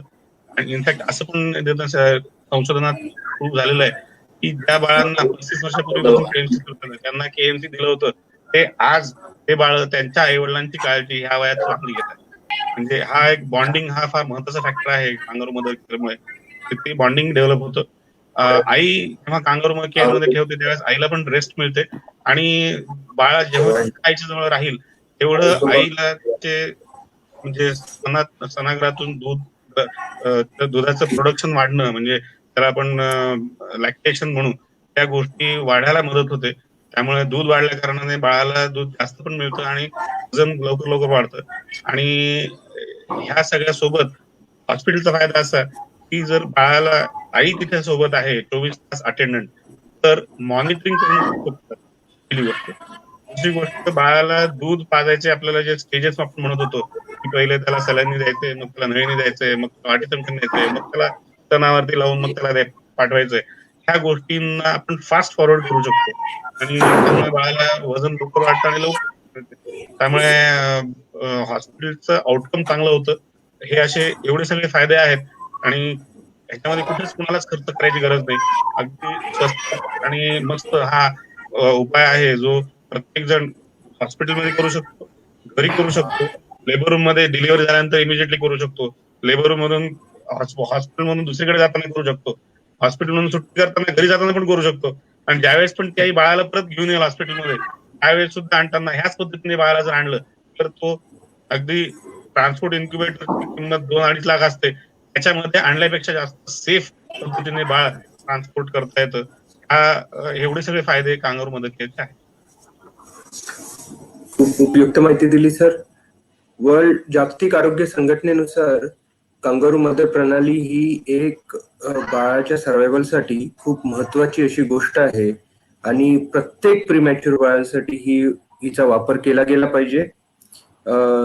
प्रत्येक NICU मध्ये किंवा हॉस्पिटलमध्ये परिचारिका किंवा नर्सेस आणि डॉक्टर्स हिच्याबद्दल माहिती असते आणि ते तुम्हाला मदत करू शकतात, पालकांना मदत करू शकतात की कांगारू मदर प्रणाली कशी वापरायची. सर थोडं मध्ये डिस्टर्ब करतो त्याच्यामध्ये आपल्याला बोलू का सर? सर बोला. याच्यामध्ये आता कांगारू मदर केअर देताना आपल्याला असं बघायला गेलं तर बाळ आणि आई 24 तास सोबत राहिलं तर जास्त चांगलं. जर ते राहणे शक्य नसेल तर आईला जेवढ्या वेळ जमेल तेवढ्या वेळ, आणि आईला नाही जमलं तर तोपर्यंत दुसरा व्यक्ती जो कोणी घरातला आहे तो देऊ शकतो. आणि हे जे जोपर्यंत चालू ठेवायचं आहे तर ते बाळाचं वजन साधारण 2.5 ते 3 किलो ऍक्टिव्ह होईपर्यंत किंवा बाळ जोपर्यंत ते ऍक्सेप्ट करते कांगारू मदर केअर तोपर्यंत आपण कंटिन्यू ठेवणं गरजेचं आहे. असं नाही की सुट्टी झाली म्हणजे घरी गेल्यानंतर केएमसीची गरज नाही, असं नाही. जोपर्यंत बाळ ऍक्सेप्ट करत आहे, जोपर्यंत नाही, बाळ स्वतःहून सांगतं, बाळ लाथा मारायला लागतं आईला आणि ते कासावीस होतं आतमध्ये, मला केएमसी नको आहे, त्यावेळेस मग त्या बाळाला आईने दूर ठेवायला हरकत नाही. पण तोपर्यंत बाळ हे कांगारू पोझिशन मध्येच राहिलं तर ते आई आणि बाळ दोघांच्या फायद्याचं असणार. खूप महत्वाची माहिती दिली सर. Thank you sir. पुढील प्रश्न केदार सरांना. सुट्टी झाल्यानंतर नवजात शिशूची काळजी घरी कशी घ्यावी? तुम्ही पालकांना किंवा आईवडिलांना काय महत्वाच्या गोष्टी सांगताल की या गोष्टी व्यवस्थित बघितल्या गेल्या पाहिजे? हा एक महत्वाचा प्रश्न आहे डिस्चार्ज काउन्सिलिंग. यामध्ये बाळाची घरी गेल्यावर कशी काळजी घेणे, त्याला काय औषधी देणे आणि बाळाला काय त्रास झाल्यास ताबडतोब हॉस्पिटलमध्ये घेऊन येणे आणि फॉलोअप केअर म्हणजे नंतरची काळजी लॉंग टर्मची जी आहे ती काय आहे याविषयी समुपदेशन केले जाते. जेव्हा आपण म्हणतो की आता बाळाला घरी जाण्यासाठी सुट्टी करण्यासाठी बाळ योग्य आहे, त्यावेळेस आपण जे बाळाची काळजी घेणारे जे व्यक्ती आहेत म्हणजे आई, आजी, मावशी, वडील त्यांना आपण सोबत घेऊन सांगतो की बाळाची स्वच्छ कसे ठेवावे, गरम ठेवावे, कपडे, टोपी, स्वेटर, मोजे घालावे, बाळाचे तापमान हे 36 ते 37 डिग्री सेल्सिअस मेंटेन ठेवावे, बाळाचे तळहात आणि तळपाय जर आपण नुसते आपल्या हाताच्या पृष्ठभागाने जर चेक केले तर तळहात, तळपाय आणि पोट हे दोन्हीचे तापमान हे इक्वल असायला पाहिजे, इक्वली म्हणजे सारखेच कोमट असले पाहिजे. बाळ ऍक्टिव्ह आहे म्हणजे बाळ दूध पितं आहे, ऍटलिस्ट 24 तासामध्ये एक 7-8 वेळा सू करत आहे आणि दूध पाजल्यानंतर साधारण 2 तास बाळ झोपतं आहे म्हणजे बाळ चांगलं आहे हे ओळखावे. या सगळ्या गोष्टी त्यांना त्याची ट्रेनिंग देणं खूप आवश्यक आहे. ओके, नंतर बाळ घरी गेल्यानंतर औषधी काय द्यायची आहे, त्याची मात्रा काय, हे प्रॉपर ट्रेनिंग देणे. बऱ्याचदा असं आढळून आले की याची अंडरस्टँडिंग नीट नसल्यामुळे, नीट न समजल्यामुळे औषधी बरोबर दिल्या जात नाहीत किंवा योग्य मात्रेत दिल्या जात नाही. मग ते पण व्यवस्थित त्यांना समजून सांगितले आणि तसं त्यांना प्रिस्क्रिप्शन पण लिहून देणे जेणेकरून ते वारंवार रेफर करू शकतील. आणि डेंजर म्हणजे सायन्स म्हणजे धोक्याच्या सूचना काय आहेत या पण समजावून सांगणे तितकंच आवश्यक आहे की केव्हा बाळाला परत हॉस्पिटलमध्ये घेऊन येणे इमर्जन्सी काही प्रॉब्लेम असल्यास. जसे बाळ सुस्त आहे, दूध पित नाही आहे, साधारण 10-12 तास जरी बाळाने सू केली नाही आहे, उलटी करत आहे किंवा हिरवी उलटी किंवा करत आहे, बाळ कणत आहे, श्वास घ्यायला त्याला त्रास होत आहे, ओके, किंवा बाळाच्या अशा ॲबनॉर्मल मुवमेंट्स होत आहेत झटके सदृश्य, बाळ एकदम पिवळं पडलं आहे किंवा निळं पडतं आहे, ओके, तर अशा काही धोक्याच्या सूचना आहेत त्या असल्यास ताबडतोब बाळाला दवाखान्यात घेऊन ये याविषयी त्यांचे मार्गदर्शन करणं तितकेच आवश्यक आहे. आणि काही लॉंग टर्म म्हणजे दूरगामी परिणामासाठी देखील जसं स्क्रीनिंग आहे आपल्याला पाहिजे, फॉलोअप पाहिजे, तो लागेल. डेव्हलपमेंटल फॉलोअप आहे, बाळाची बौद्धिक शारीरिक वाढ कशी होती आहे हे आपण त्याची जी शारीरिक वाढ म्हणजे ग्रोथ ही ग्रोथ चार्टवर प्लॉट करून त्यांना ग्रोथ कशी होत आहे याचं मॉनिटरिंग करणं देखील आवश्यक आहे. बौद्धिक वाढ, मानसिक वाढीसाठी त्यांना फॉलोअप काउन्सिलिंग कशी करावी ह्याचे मार्गदर्शन करणं तितकंच आवश्यक आहे. आजार किंवा हिअरिंगच्या इश्यू काउन्सिलिंग हे शक्यतो डिस्चार्ज व्हायच्या आधीच सुरू झालेलं असतं बऱ्याचदा, पण काही कधी कधी जे राहून गेलं असतं ते पण वेळेत करून घेणं आवश्यक आहे. त्यालाही फॉलोअप लागतो समजा दृष्टीपटलाच्या आजारांना डिस्चार्ज केल्यानंतर देखील. याविषयी आपण त्यांना व्यवस्थित मार्गदर्शन करणं हे आवश्यक आहे. बऱ्याच मातांना हा प्रश्न असतो की सर बाळ घरी गेल्यानंतर त्याला आंघोळ कधी घालावी प्रीमॅच्युअर बाळांना, त्याबद्दल तुम्ही काही सजेशन देऊ शकाल का? होय, बाळाला जनरली आपण जेव्हा ते 2.5 किलोच्या वर तेव्हा आपण त्याला आंघोळ घालतो, पण याचा अर्थ असा नाही की त्याला आपण स्वच्छ नाही ठेवायचं, त्याला स्वच्छ ठेवायचे. कोमट पाण्याने आपण कॉटनच्या कपड्याने स्पंजिंग करू शकतो. त्याच्यानंतर त्याला ऑइल मसाज पण रेग्युलरली जो आपण हॉस्पिटलमध्ये असताना देखील करतो तो घरी गेल्यावर देखील चालू ठेवावा, जेणेकरून त्याचं स्किन पण चांगली होईल आणि टेम्परेचर पण मेंटेन राहील चांगलं बाळाचं. हे तितकंच आवश्यक आहे. सर, अशा मातांनी KMC बाळाच्या किती वजनापर्यंत म्हणजे कधीपर्यंत करावी? अमोल जोशी सरांनी सांगितलं, तरी पण तुम्ही एकदा या प्रश्नाला संयुक्तिक असं प्रश्न आहे तर त्याचं उत्तर द्या. कमी वजनाच्या किंवा अपुरी दिवसाच्या बाळांना आपण आताच सुनील सर आणि अमोल सरांनी सांगितलं त्याप्रमाणे कांगारू मदर केअर ही तितकीच एक आवश्यक प्रणाली आहे बिनखर्चाची आणि खूप फायद्याची. ती आपण घरी गेल्यावरही चालू ठेवावे. साधारण 2.5 किलो पर्यंत आपण ते चालू ठेवतो, 2.5 ते 3 किलो पर्यंत चालू ठेवू शकतो. आणि जसं अमोल सर म्हणाले की एक दिवशी बाळच तुम्हाला सांगेल की आता मला ते गरज नाहीये, ते त्यात राहायला तयार होणार नाही, त्या दिवशीपासून आपण बंद करू शकतो. आणि ट्रान्सपोर्टसाठी देखील डेफिनेटली ही KMC कांगारू मदर केअर एक आवश्यक प्रणाली आहे, जेणेकरून हॉस्पिटलमध्ये समजा ऍडमिशन व्हायची करायची गरज असेल तर ट्रान्सपोर्टमध्ये बऱ्याचदा बाळ थंड पडतं. सगळीकडेच काही काचपेटीची सुविधा नाही आहेत ॲम्ब्युलन्समध्ये, तिथून बाळाला आपण ट्रान्सफर करू शकतो किंवा घरून काही प्रॉब्लेम आला तर हॉस्पिटलमध्ये येईपर्यंत तर आपण कांगारू मदर केअरचा डेफिनेटली फायदा घेऊ शकतो. आणि टेम्परेचर मेंटेन केल्यामुळे बरेचसे आजार आणि त्यांचे कॉम्प्लिकेशन हे आपण याच्यातून बाळाचा जीव वाचवू शकतो. खूप उपयुक्त माहिती दिली सर. पुढचा प्रश्न सुनील सरांना. सर, अकाली जन्मलेल्या बाळांची सुट्टी झाल्यानंतर त्यांची वाढ व्यवस्थित होते आहे की नाही, हे तपासणे किती महत्वाचे आहे? आणि दुसरी गोष्ट म्हणजे अशा बाळांच्या लसीकरणाबद्दल काही सांगता येऊ शकते का? ऍक्च्युली वाढ हा जो इश्यू असतो, बाळाची ग्रोथ कशी होतीये ती आपण डिस्चार्जच्या वेळेला पासूनच चेक करणं सुरू करत असतो. इव्हन NICU मध्ये असताना सुद्धा त्या बाळांची योग्य वाढ होत असेल तरच आपण एक सुट्टी करतो. म्हणजे आपण जो डिस्चार्ज म्हणतो बाळाचं ज्यावेळेला करतो, सुट्टी करतो, त्यावेळेला आपण हे कन्फर्म करतो किंवा हे आपण एक अधोरेखित केलेलं असतं की बाळाची वाढ होतीये. म्हणजे बाळ जे आईच्या दुधावरती आलंय आणि आता सगळ्या गोष्टी बंद झाल्यात सलाईन वगैरे, त्यावेळेला बाळाची वाढ स्वतःहून बाळाची टेम्परेचर मेंटेन होते आणि वाढ होते. सुट्टी झाल्यानंतर जी वाढ होते बाळाची, त्या वाढीमध्ये सगळ्यात महत्वाचं असतं की वाढ हा जो शब्द आपण जेव्हा ऐकतो त्याच्यामध्ये 2-3 गोष्टी पॅरामीटर्स येतात. वजन वाढणे हे आपलं एक महत्वाचं काय असतं, हे आपण जरी महत्वाचं असतं त्याच्यावर 2-3 गोष्टी येतात जे NICU ग्रॅज्युएट बाळ होतात किंवा NICU सुट्टी होतात किंवा जे बाळ असतात. त्याच्यामध्ये महत्वाचा एक दुसरा एक पॅरामीटर असतो वाढीच्या बरोबर की जो युजली निग्लेक्ट केला जातो, इज डोक्याचा घेर किंवा हेड सर्कम्फरन्स म्हणतो आपण तो. आणि ऑब्व्हियसली लेंथ हा एक पार्ट असतो वाढ आपण डिटेक्ट करण्याचा. तर हे सगळ्या गोष्टी आपण रेग्युलरली ज्यावेळेस सुट्टी करतो त्यावेळेस फॉलोअप कधी करायचं आणि वाढ कशी असली पाहिजे हे चेक करण्यासाठी आपण एक असाईन आधीच सुट्टीच्या वेळेलाच कार्डवरती असाईन त्याचं फॉलोअप केलं पाहिजे. वाढ होणं हे घरी तर चेक करणार नाही, युजली करत नाही, पण जेव्हा हॉस्पिटलमध्ये येतं तेव्हा साधारणतः बाळाची एक साधारणतः 30 ग्राम पर्यंत दररोज बाळाची वजनामध्ये वाढ होते, जे बाळ हेल्दी नॉर्मल आहे त्याच्यामध्ये. आणि साधारणतः आपण जर पाहिलं हेड सर्कम्फरन्स आहे, जन्मतः बाळाचं समजा एक साधारणतः डोक्याचा गेअर असतो साधारणतः एक 33 ते 35 पर्यंत असतो. तो कसा वाढतो हे आपण एका वर्षापर्यंत पाहत असतो रेग्युलर फॉलोअप मध्ये. समजा 2 सेंटीमीटर वाढतोय पर मंथ. पहिल्या 3 महिन्यामध्ये त्याची वाढ जी असते ती समजा जास्त असते. इव्हन बाळाची सुद्धा ग्रोथ असते पहिल्या 3 महिने जास्त असते. जर मंथली वाढ पाहिली तर 2 सेंटीमीटर असेल.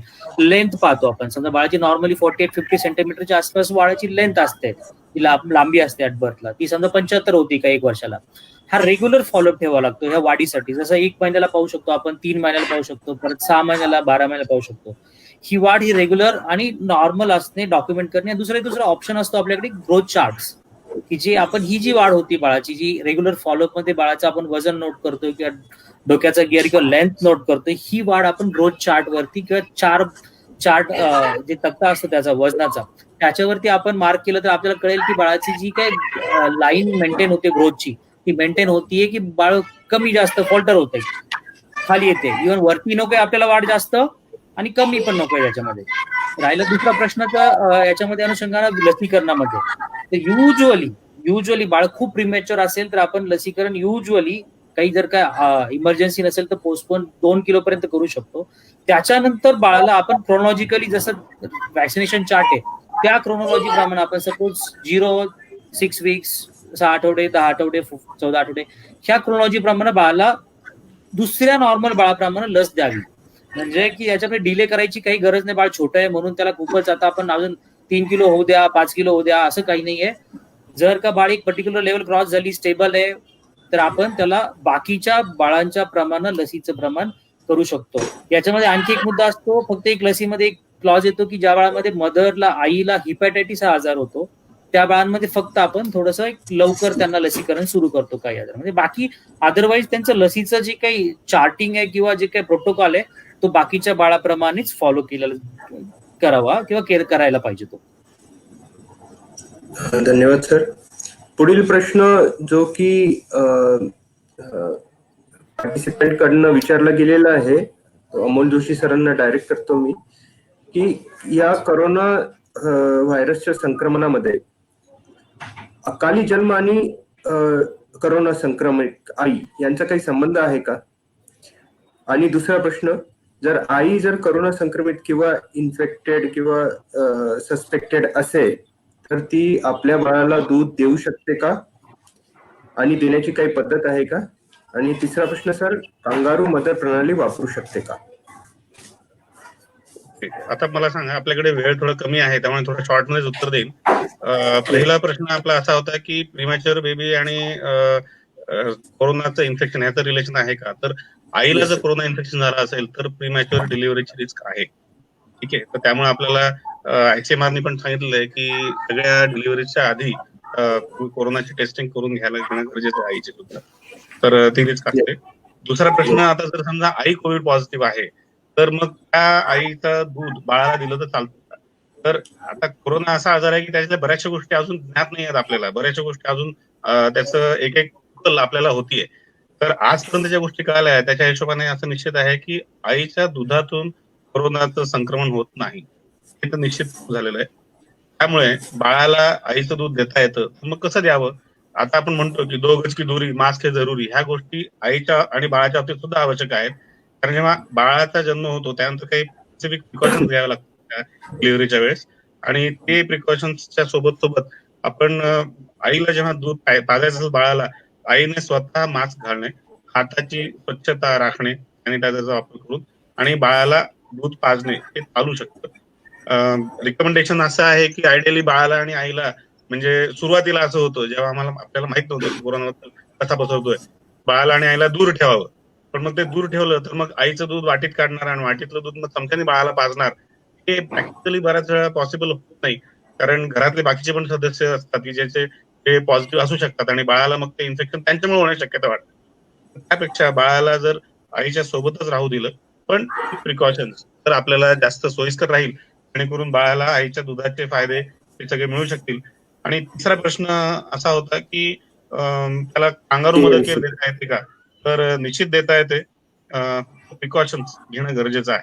आणि कांगारू मदर केअर जर दिली नाही तर त्याच्यामुळे होणारं नुकसान हे कितीतरी पट जास्त आहे कोरोनाच्या मुळे होणाऱ्या नुकसानापेक्षा.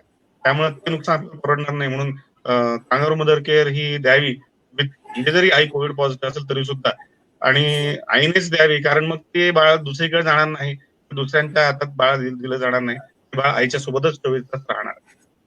आणि हे प्रिकॉशन्स आईने कधीपर्यंत घ्यायचे? साधारण 15 दिवस पासून ते 4 आठवड्यापर्यंत, जसं त्या आईचे डॉक्टर सांगतील त्या हिशोबाने हे प्रिकॉशन्स त्यांनी कंटिन्यू ठेवायचे. आणि त्यानंतर मग हे प्रिकॉशन्स त्यांनी घेणं सोडलं तरी चालू शकेल, आणि बाळाला रेग्युलर स्तनपान आहे, बाकीच्या गोष्टी त्या काळजी घेऊ शकते. संक्षिप्त मध्ये सांगायचं झालं तर आई आपल्या बाळाला दूध पाजू शकते आणि AMC सुद्धा करू शकते. काही प्रसिद्ध व्यक्ती ज्या प्रीमॅच्युअर होत्या किंवा अकाली जन्मलेल्या होत्या, आणि आपण बघालच इथे अल्बर्ट आईन्स्टाईन हा प्रसिद्ध शास्त्रज्ञ, जगप्रसिद्ध शास्त्रज्ञ, Isaac Newton physicist, Napoleon Bonaparte जो जग जिंकायला निघाला होता, आणि मार्क ट्वेन थिंकर किंवा लेखक, हे सगळे व्यक्ती, प्रसिद्ध व्यक्ती प्रीमॅच्युअर होत्या. 2 ते 3 महिने प्रीमॅच्युअर होत्या आणि ते म्हणजे प्रीमॅच्युअर बाळ सुद्धा जगू शकतात, मोठे होऊ शकतात, हुशार बनू शकतात, आणि फक्त आपल्याला त्यांची व्यवस्थित काळजी घेणं गरजेचं आहे.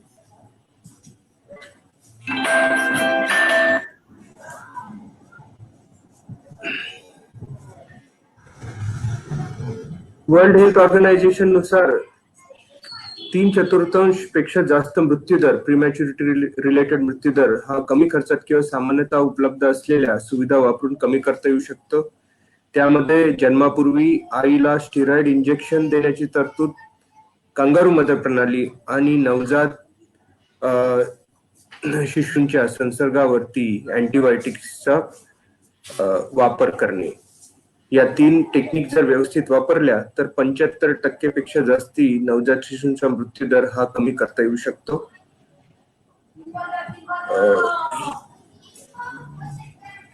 सर, मी तिन्ही आपल्या नवजात शिशू विशेषज्ञ डॉक्टरांना विचारू शकतो की सर आपल्याला काही बोलायचं आहे का? शेवटी एखादी महत्वाची वाक्य किंवा एखादा उपदेश द्यायचा असेल पालकांना तर आपण देऊ शकतो.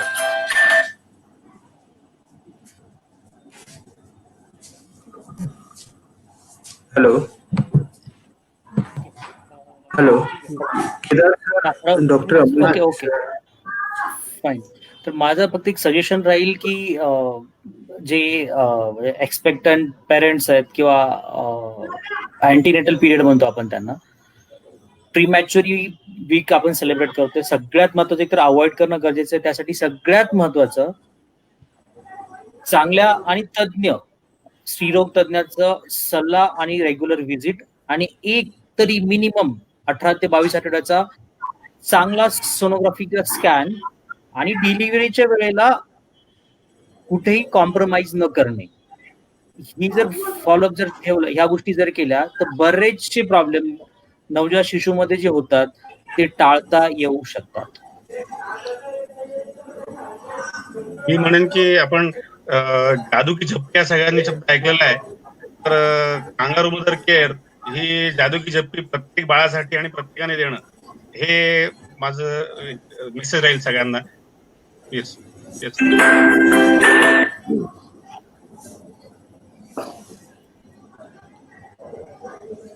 शेवटचा संदेश म्हणजे की प्रीमॅच्युअर डिलिव्हरी होणार असेल तर आपण त्याची जेव्हा जेव्हा शक्य आहे तेव्हा पूर्वतयारी करणे, म्हणजे आपली पूर्ण माहिती घेणे, योग्य ठिकाणी योग्य उपचार करून त्याला आणि रेग्युलर फॉलोअप, या गोष्टी तितक्याच इसेन्शियल आहेत, जेणेकरून हे प्रीमॅच्युअर बाळ जे आहे मेजॉरिटी म्हणजे 80% पेक्षा जास्त ही बाळ ही इतर व्यक्तींप्रमाणेच पुढील जीवन आपले घालवू शकतात. त्यामुळे त्यांना योग्य उपचार योग्य वेळेस आणि योग्य मार्गदर्शन मिळाल्यास त्यांचा आउटकम आपण चांगलं इम्प्रूव्ह करू शकतो. सर धन्यवाद. Kedar Sarveshwar sir, doctor Sunil Gavhane sir, doctor Amol Joshi sir, आपण वेळात वेळ काढून पालकांसाठी प्रश्नांची उत्तरं दिली, त्यांना मार्गदर्शन केलं आणि त्यांचे बरेचसे प्रश्न सुटले असतील अशी अपेक्षा करतो आणि हा प्रोग्राम थांबवतो. Thank you very much. थँक्यू.